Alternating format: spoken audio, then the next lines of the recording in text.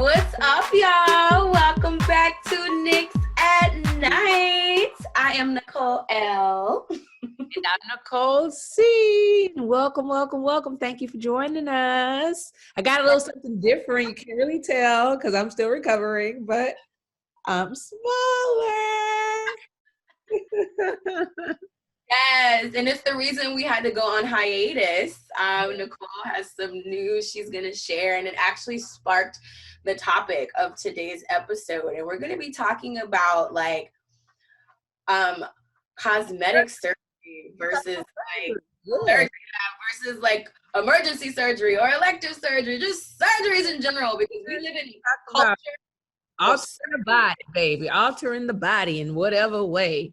And so that is what we're doing today. And so what I did, I went and, I got myself a breast reduction, a breast lift, and a fat graft from my stomach to the top of my breast, because what I did was I breastfed for a year. By doing that, my boobs basically look like plastic bags with some bricks at the bottom, just stretchy skin. And so I didn't want silicone. And so they took some fat from the bottom of my stomach and they filled in that stretchy part of the skin after they dropped me down 5 cup sizes. I was an H cup, went down to a C cup. So that meant I got a smaller areolas. That means that I got a butterfly incision, which means they cut me around. Of course, you can't see my hand. Oh, there we go. Cut me around my nipple. Then they went down, and then they went under the breast. So that's my cut there. And so, yeah, that's what I got done. Still healing. I don't look as Frankenstein as I did 3 weeks ago, but I definitely still am settling and healing. So I won't be flashing them for you today. I may not flash them for you at all just because of regulation with the internet. But if I see you in public. Nicole, you something else. I'm sure if I'm like, you want to see? I don't know. I just feel like these not my titties. Like, I feel like my titties are gone. So free game. These are free game. You are funny. So you feel like excuse me, y'all. The hiccups all of a sudden. So you feel like your titties are gone, even though this is something you've been like, excuse me, I have the hiccups. What is happening? Something get that water in. I know I need to drink some more water. Isn't that like a good omen or something? Isn't that, what's one of those old wives' tales around hiccups? I don't know. Let us know in the comments. Let us know in the review section for the podcast. Like, what's the deal with hiccups? I feel like there's an old wives' tale. I'm sure. Hiccups, excuse me, y'all. $1 million. Right on time, see? Right, you trying to tell me something, universe. I got the okay, let me drink my water. Let me be quiet. Let me get 10% for speaking it into let me stop unless you want to. You were asking me while you're controlling the hiccups. I think you were asking me about why I feel the way I feel about my breast not being mine. They are mine. Yes, I've been wanting them for a long time. I know that they are actually mine. They're on my body, but it's just still like the vulgarity or the modesty around not. First of all, I wasn't the most modest person in the first place. Like when they were big, I just didn't care if people saw them. So now that I've gone under surgery and these breasts are foreign to me, they're foreign to me. Like I keep looking at myself like, what are these? Who are these for? Where do these come from?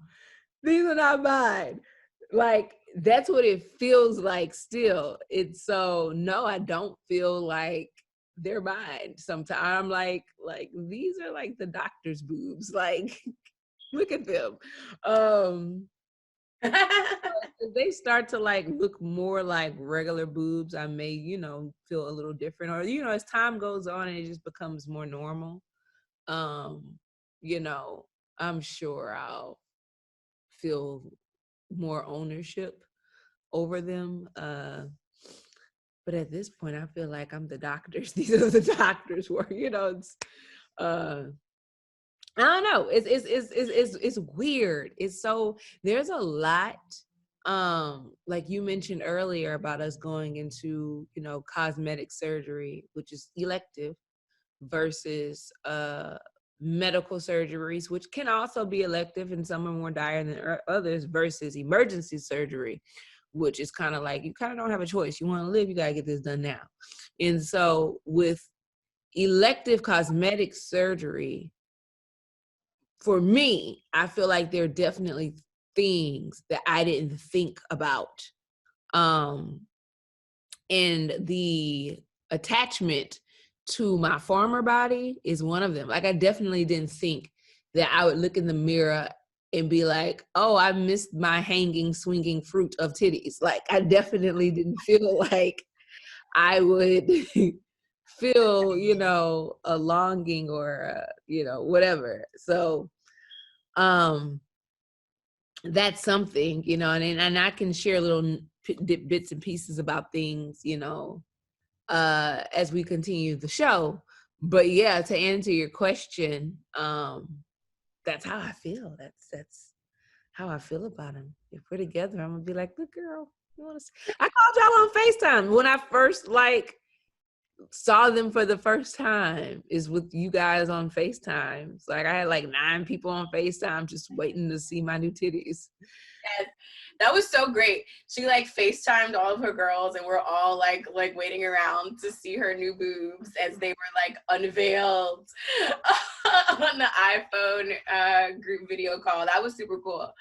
Yeah, so thank you for sharing that moment with us. It was so exciting because I know for all of us, we all knew how much you had been wanting to do this surgery and talking about this surgery.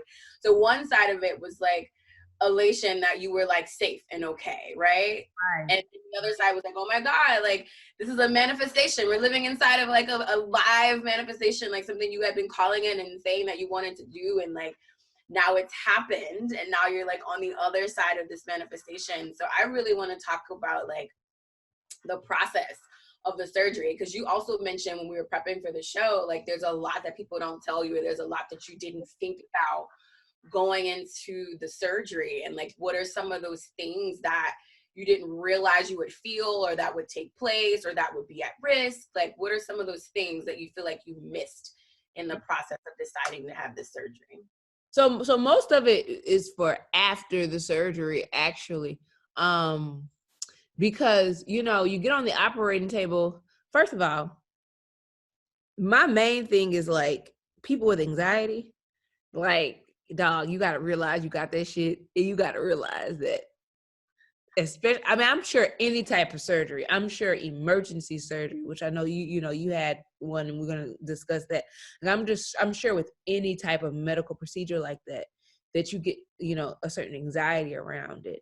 But then for me, it became like an anxiety of, I don't really need to fix my titties. I'm about to like get knocked out for 4 hours because I want to fix my titties. Like, this shit just sound crazy. So as we got closer to it, like I just had this nervousness and anxiety around, am I going to make it out of the operating room? But then it's like, after you get off the operating table, that's actually where your period of concern begins, because a lot of deaths, and you know, there's a such thing as researching too fucking much. Definitely over research. I start researching shit I don't need to be looking at, just falling in all the rabbit holes of like, oh shit, how did this person die? How did this person die? Why am I looking at how people died? I'm not about to die from this. Stop it. And so it's like, you know, definitely watch yourself, you know, falling into any rabbit holes. Know what can happen. Understand, you know, the risks. But that's why you choose your doctor wisely. That's why you choose who's going to help you afterwards wisely, because you know you're going to need help to recover, and so it's all, you got to have somebody with you. But anywho, after the operating room, that's where my big anxiety happened, because you can get blood clots, you can get infections, all of these things. You can pull something, you know what I'm saying? You can do too much and you can get sick. You can cause harm to your body. You can become anemic. You can get lightheaded after surgery. I lost a lot. I did blood work right before surgery, and all my blood work came back just superb. And then I got blood work done not even a full week after. And most things, a lot of things were just low, which makes sense. My body just went through a traumatic experience. And so you got to drink a whole lot of water. You got to eat, even if, you don't feel like eating. You got to eat, and everything counts. You got to nutrient up like never before, to help you, to help your body, to help your scarring, to help your healing, everything. And so, it's just stuff like that.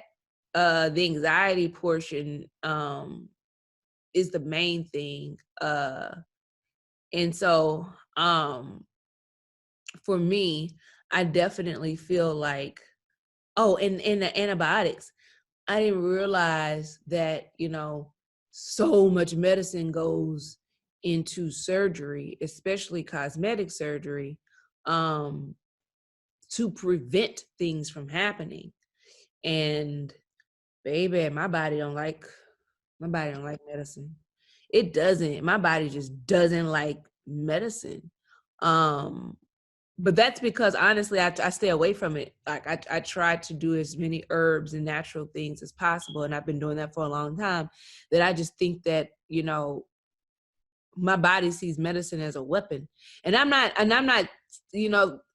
I'm all for science, and I'm all for, pharmaceuticals that work, and I do understand that sometimes you do need it. And so I'm definitely not here bashing anything.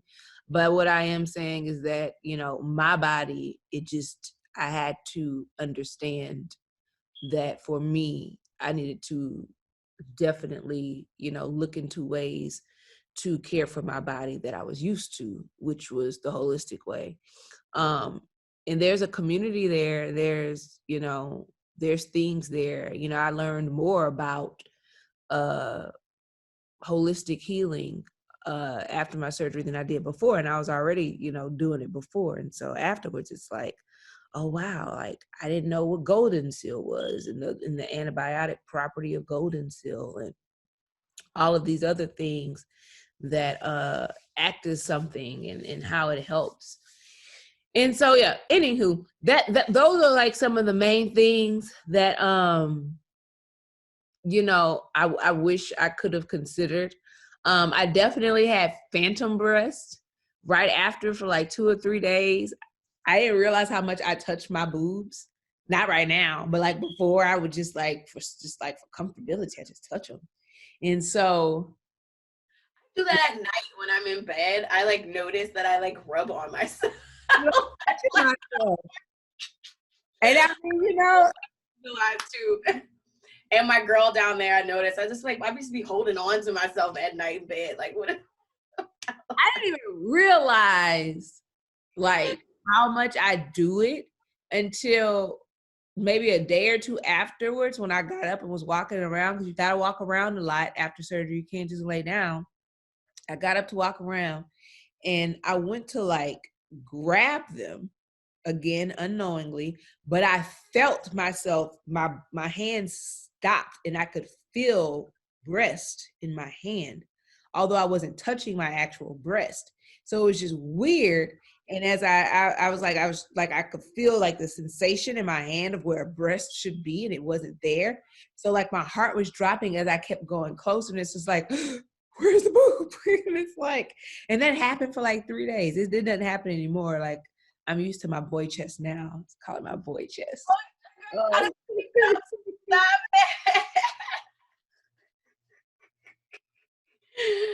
Boy chest. Bye, Felicia. Let me tell you, I've seen them, y'all. It's not no boy flat chest. Let me tell you something. They sitting up pretty and perky, okay? I've never seen no boy chest that look like that. Right. Somebody was like, when you have clothes on, they do look flat. But when I see you naked, they look big. And I'm like, I don't know. I guess I just gotta wait till them things fully healed and you wearing your tank tops and all, they're gonna be real noticeable.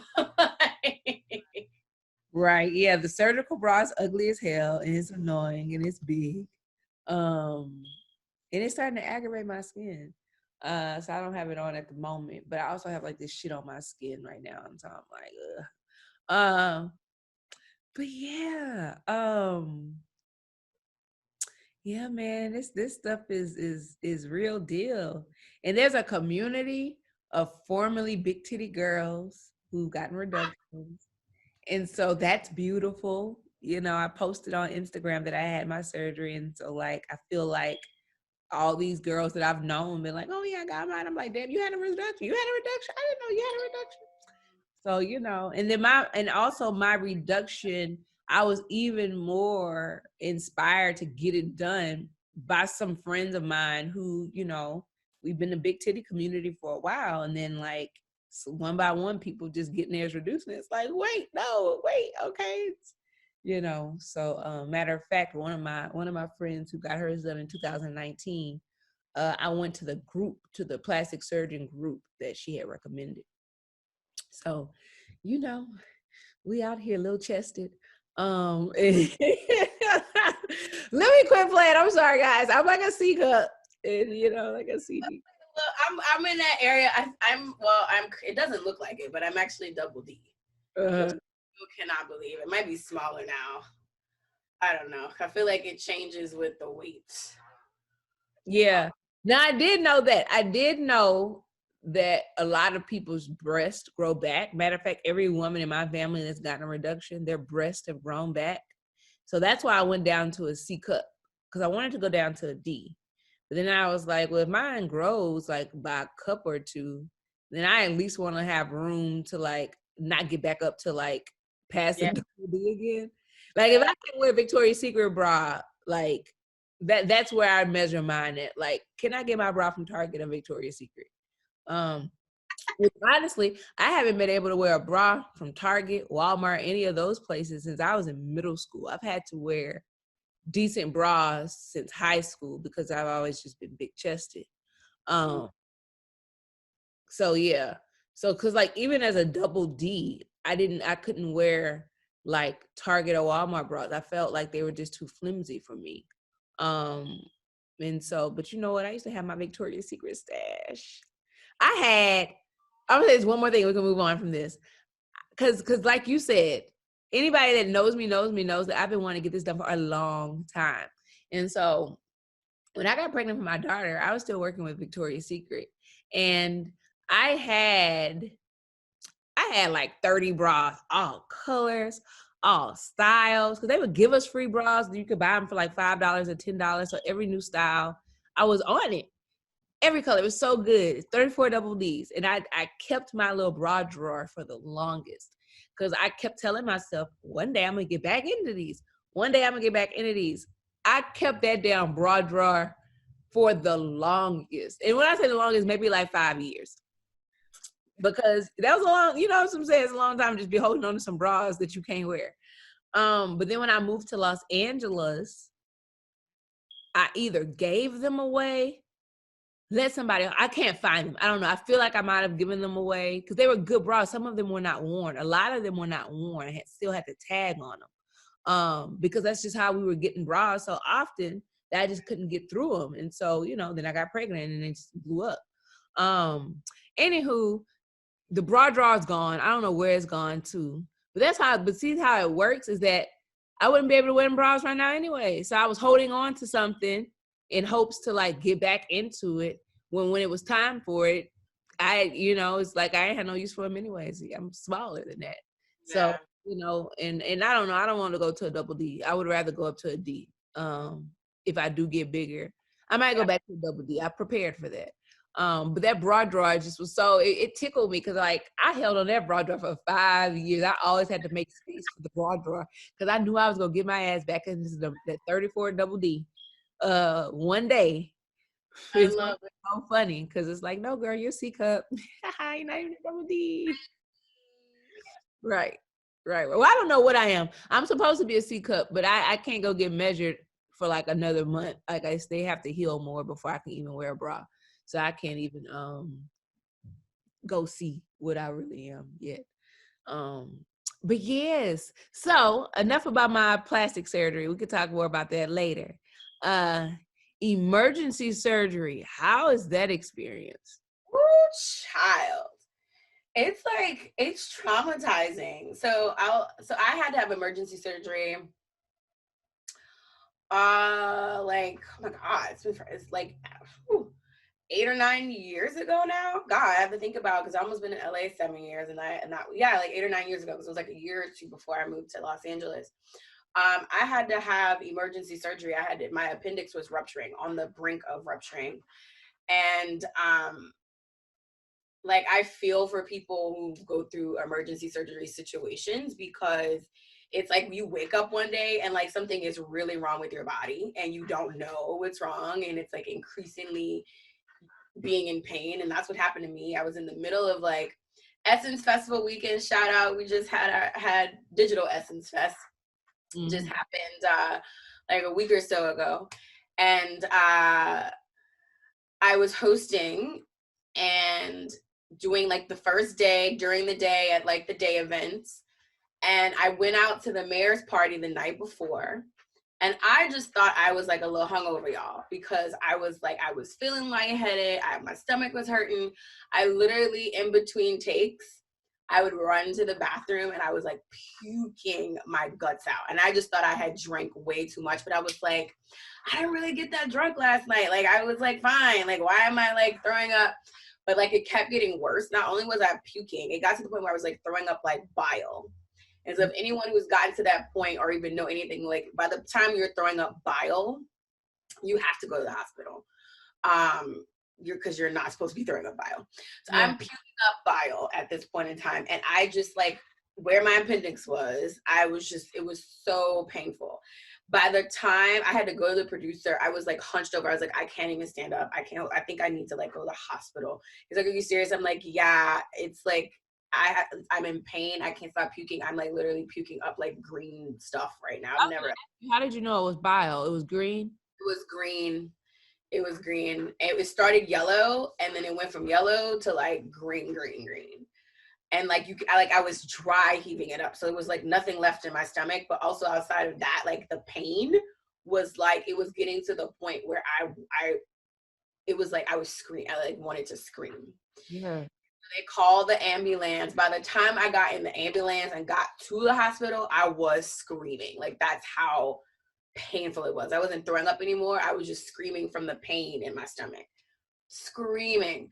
Family gets there. I'm literally, y'all, it felt like hours, and it was. I was in the ER for like hours, just screaming on a bed. I'm like, and they wouldn't give me anything. It's like, we can't, we're waiting on the doctor. The doctor's in surgery.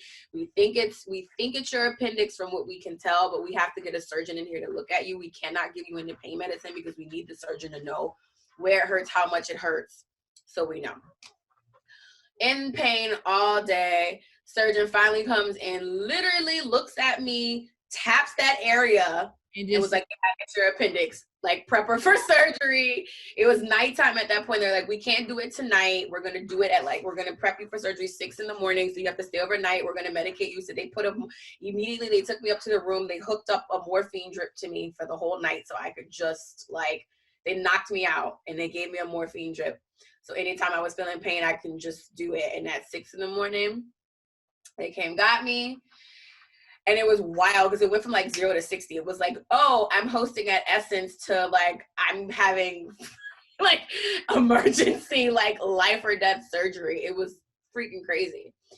So and it wasn't any time to make decision. It was this has to happen or you're going to die. So it really wasn't I didn't have a whole lot of time to ask questions. And I'm also in a whole lot of pain.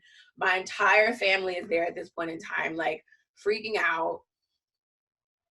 So have the surgery, come back. I'm not feeling that pain anymore, but just the pain of being cut open, obviously. It was a little bitty incision. You can still see it a little bit, I think, at this point. It's super light. You have to really look at it to find it. It was a very tiny incision that they make. And it was weird because a couple of things. surgery went fine. I was in the hospital for a couple of days after for them to like monitor me, and like I couldn't like I'd have a catheter for a couple of days because I couldn't eat solid foods. Right. Part of like what collects like obviously like waste in your body, but you don't need it either. It's very strange. It's like this little bitty, if anyone knows, it's like this little bitty pocket at the end of your intestines that just holds really toxic shit.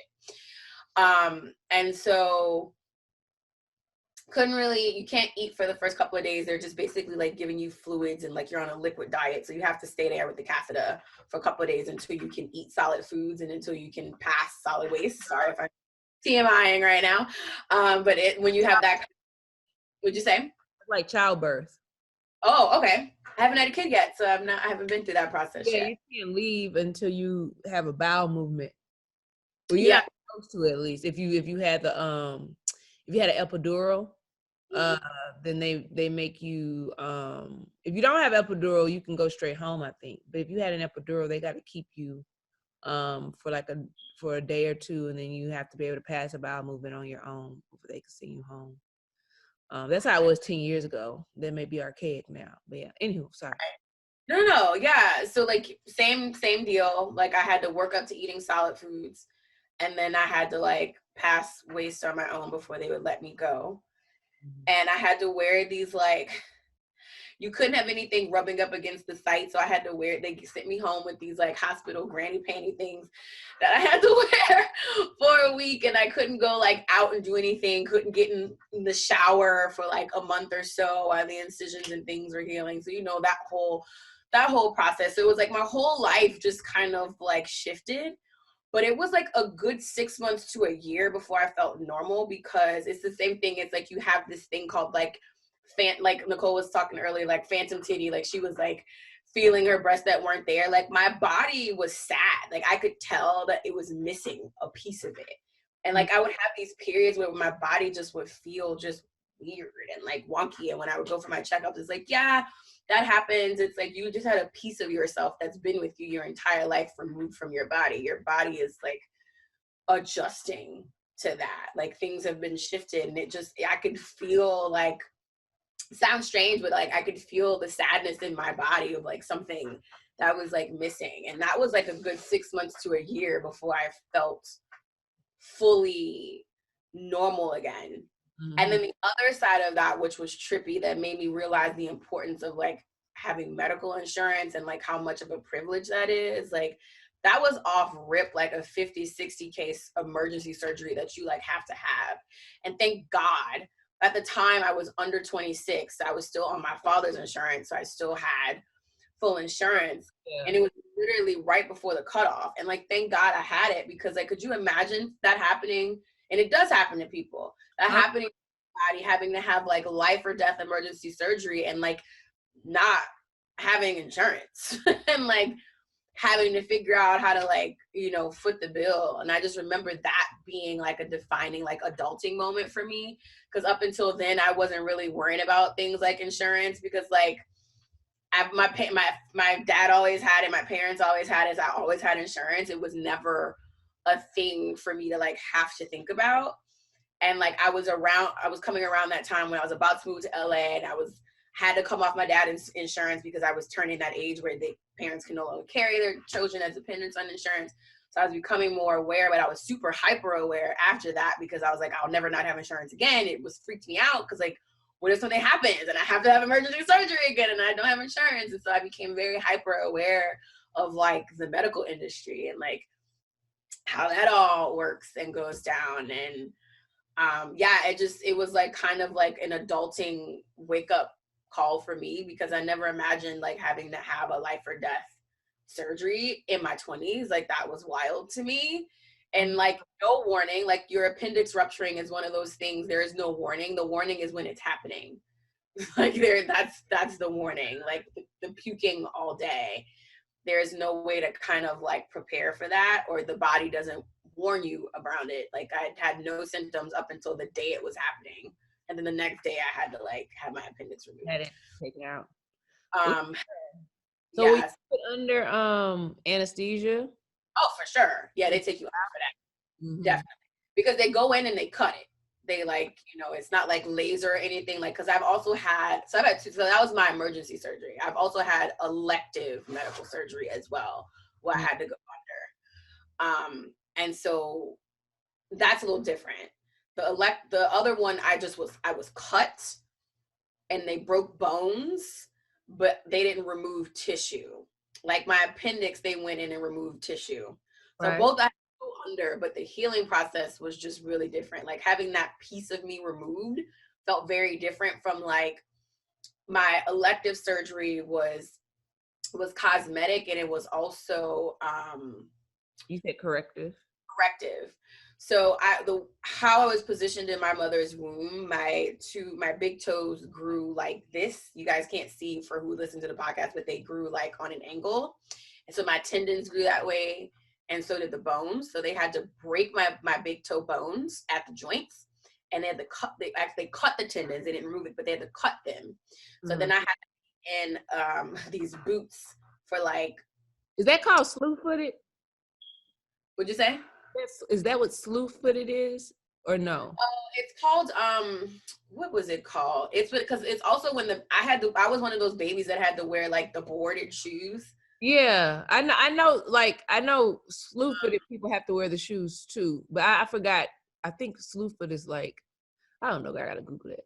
We were talking about it. It was like, huh? I've never heard the term slew-foot, so I don't think that's what I had. But yeah, it was an ordeal from when I was like a baby to like they had to wait until our feet fully grew out for them to do this surgery.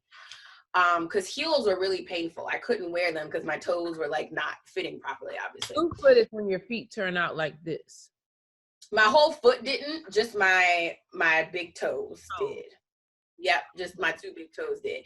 So they almost look like there was a bunion on the side. Got it.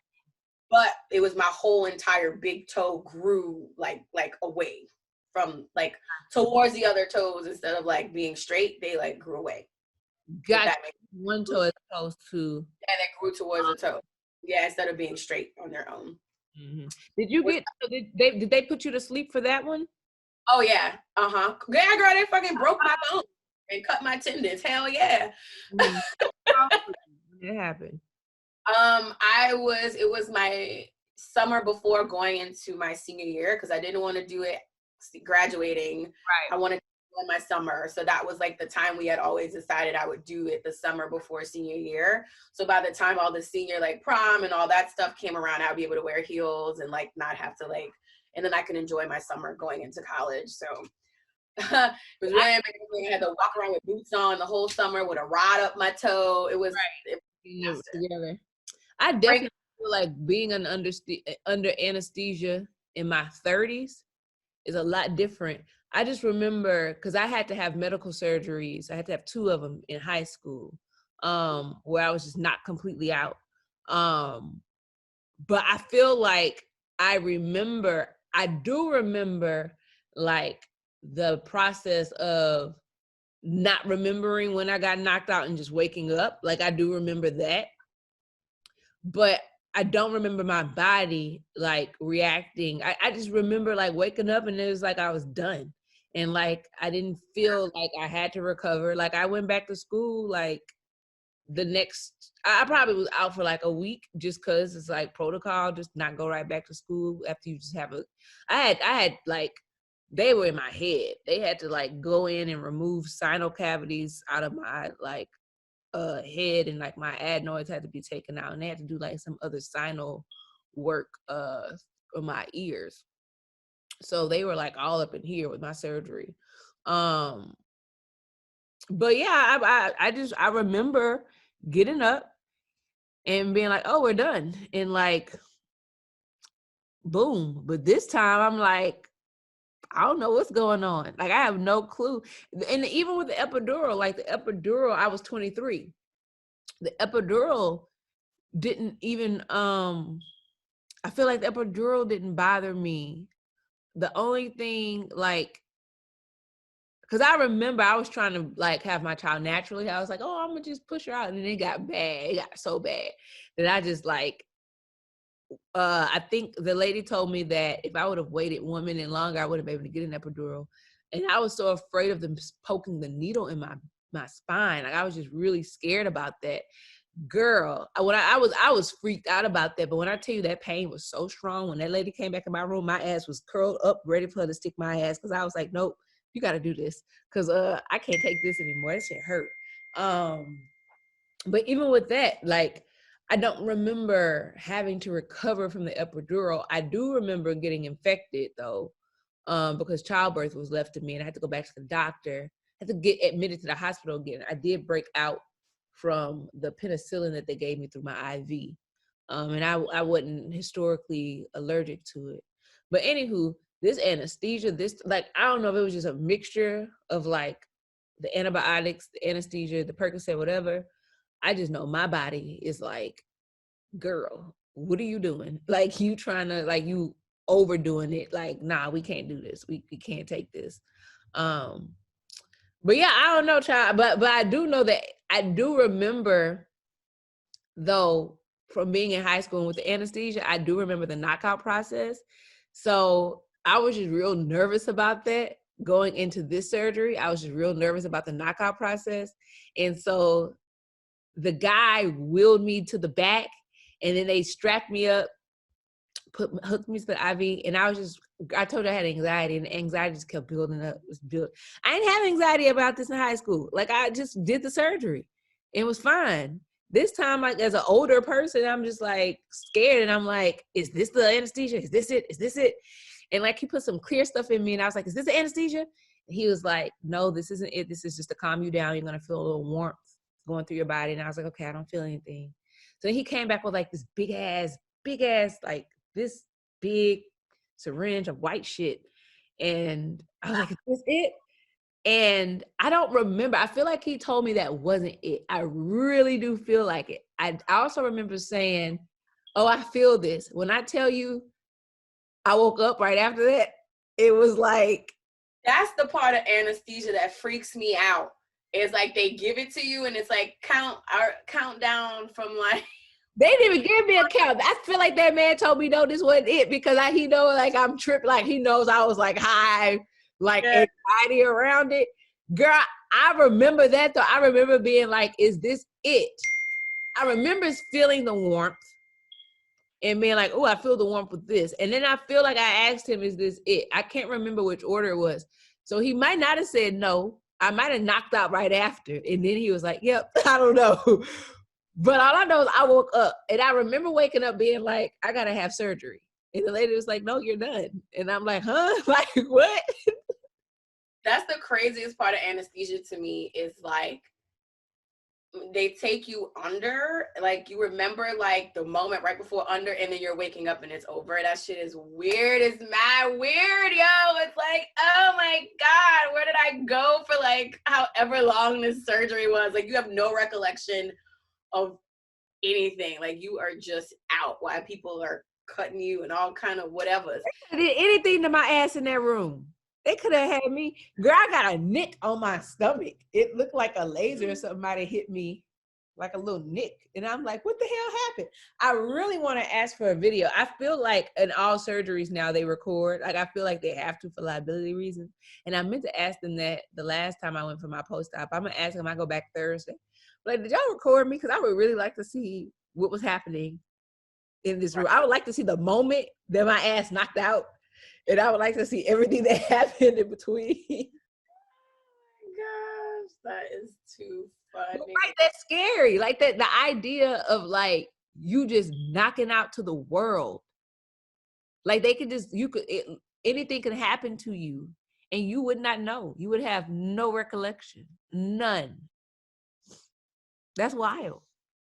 Zero. That's why them anesthesiologists get paid the big bucks.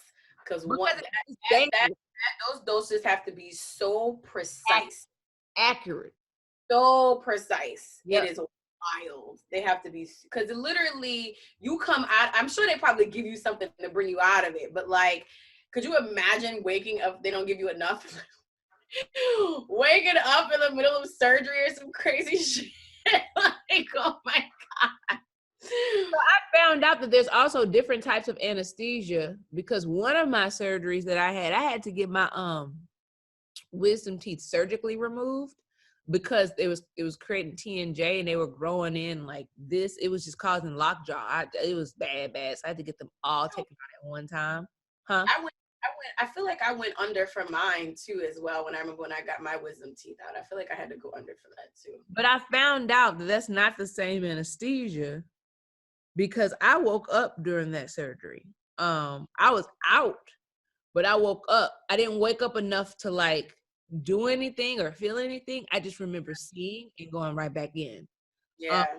And so I found out through this surgery that that's a different type of anesthesia. And so with some anesthesias, you do have the ability to like have a moment of consciousness, even though like you're not going to stay there. But with this anesthesia, they give you enough to time it out too. Yeah. So like anesthesia you have for your removal of your appendix and like they give you enough. So mine was only supposed to last for 4.5 hours, and it did.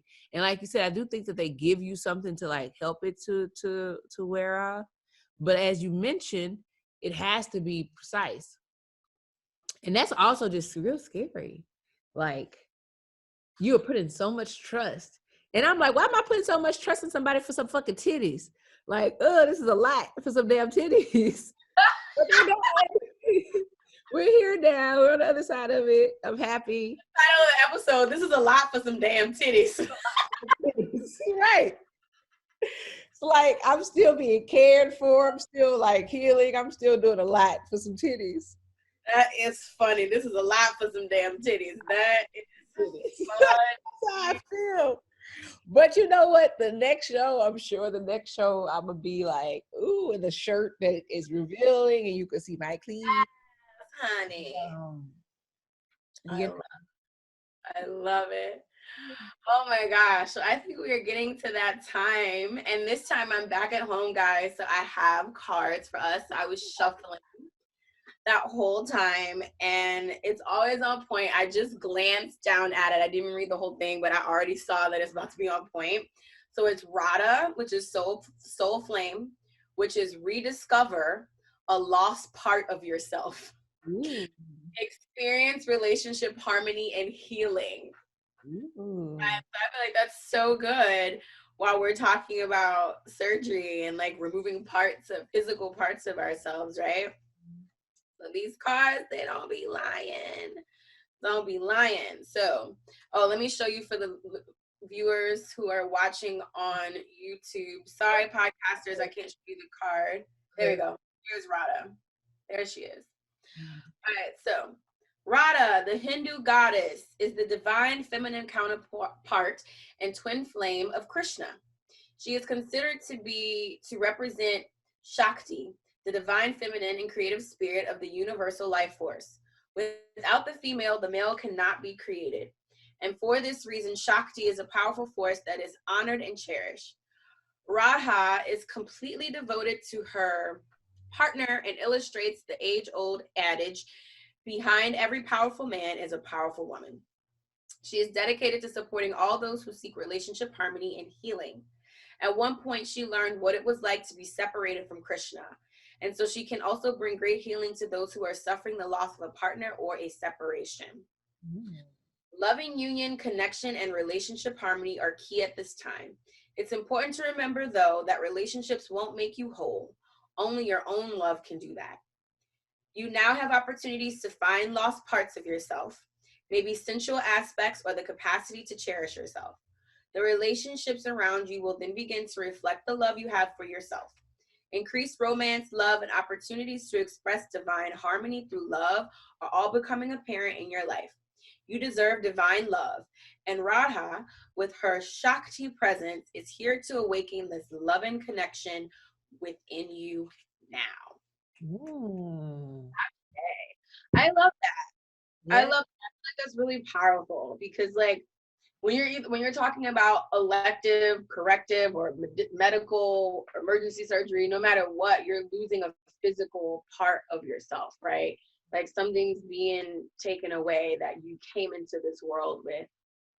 And so there's something to be honored there, to make sure that you can still feel whole, even though there's a piece of yourself that has been removed, even if it is for the betterment of self. And so I think that was like super spot on for what we were talking about. I like it. Yes. Oh my gosh. Guys, we missed y'all. I mean, so happy to be back. Y'all have been showing us so much love on the podcast. We've been growing so much. We're so excited to continue going and moving forward. If there's any topics you guys would like us to cover, any people we should like interview, definitely let us know. Keep sharing, liking, subscribing, commenting, sharing the love of Nics at Night with everyone. We really, really appreciate you. And as always, I am Nicole L. And I'm Nicole C. With the C cups. Nicole C with the C cups. Yes. Yes. And we will see y'all on the next one. So you can see I have titties. I'm so flat chested. Okay, sorry. Bye. We will see you next time.